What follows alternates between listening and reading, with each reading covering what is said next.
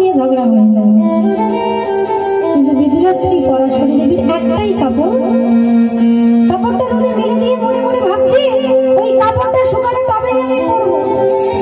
তাই দরজার গোড়ায় গিয়ে চুপচাপ দাঁড়িয়ে আছে, ভগবানকে জানাচ্ছে দয়াময় আমি তো তোমার কাছে কিছুই চাইনি, কোনোদিন কিছু বলিনি, তবে বলতে পারো তোমাকে যে এত ডাকে তুমি তাকে এত কেন কষ্ট দাও? এদিকে ভগবান আমার